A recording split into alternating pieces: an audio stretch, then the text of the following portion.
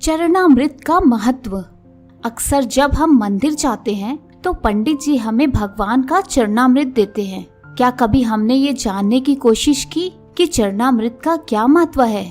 शास्त्रों में कहा गया है, आकाल मृत्यु हरणम सर्व व्याधि विनाशनम विष्णु पादोदकम पित्वा पुनर्जन्म न विद्यते। अर्थात भगवान विष्णु के चरण का अमृत रूपी जल समस्त पाप व्याधियों को शमन करने वाला है तथा औषधि के समान है। जो चरणामृत पीता है उसका पुनः जन्म नहीं होता है। जल तब तक जल ही रहता है जब तक भगवान के चरणों से नहीं लगता, और जैसे ही भगवान के चरणों से लगा वो अमृत रूप हो गया और चरणामृत बन जाता है। जब भगवान का वामन अवतार हुआ तो वे राजा बलि की यज्ञशाला में दान लेने गए।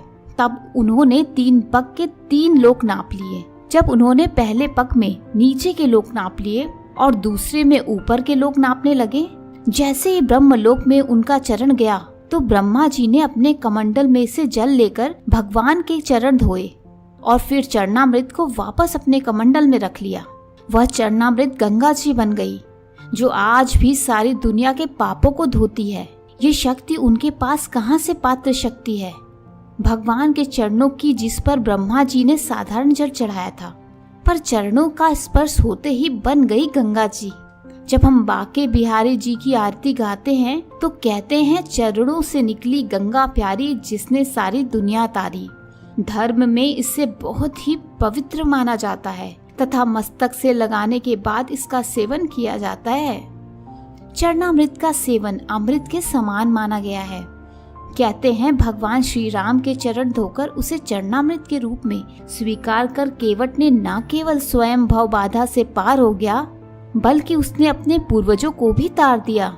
चरणामृत का महत्व सिर्फ धार्मिक ही नहीं, चिकित्सकीय भी है। चरणामृत का जल हमेशा तांबे के पात्र में रखा जाता है।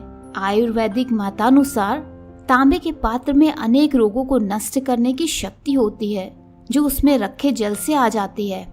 उस जल का सेवन करने से शरीर में रोगों को लड़ने की क्षमता पैदा हो जाती है तथा रोग नहीं होते। इसमें तुलसी के पत्ते डालने की परंपरा भी है, जिससे इस जल की रोगनाशक क्षमता और भी बढ़ जाती है। तुलसी के पत्ते पर जल इतने परिमाण में होना चाहिए कि सरसों का दाना उसमें डूब जाए। ऐसा माना जाता है कि तुलसी चरणामृत लेने से मेधा, बुद्धि, स्मरण शक्ति को बढ़ाता है। इसलिए यह मान्यता है कि भगवान का चरणामृत औषधि के समान है। यदि उसमें तुलसी पत्र भी मिला दिया जाए तो उसके औषधीय गुणों में और भी वृद्धि हो जाती है।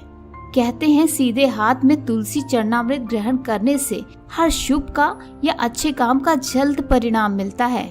इसलिए चरणामृत हमेशा सीधे हाथ से लेना चाहिए। लेकिन चरणामृत लेने के बाद अधिकतर लोगों की आदत होती है कि वे अपना हाथ सिर पर फेरते हैं।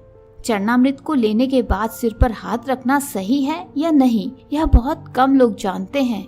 दरअसल शास्त्रों के अनुसार चरणामृत लेकर सिर पर हाथ रखना अच्छा नहीं माना जाता है। कहते हैं इससे विचारों में सकारात्मकता नहीं बल्कि नकारात्मकता बढ़ती है। इसलिए चरणामृत लेकर कभी भी सिर पर हाथ नहीं फेरना चाहिए। दोस्तों, आशा करती हूँ कि ये ज्ञानवर्धक बातें आपके जीवन में बहुत काम आएंगी। तो इस तरह की उपयोगी वीडियो के साथ हम फिर आएंगे, और अगर वीडियो पसंद आए तो इसे लाइक करें, शेयर करें और हमसे जुड़े रहने के लिए हमारे चैनल को सब्सक्राइब करें।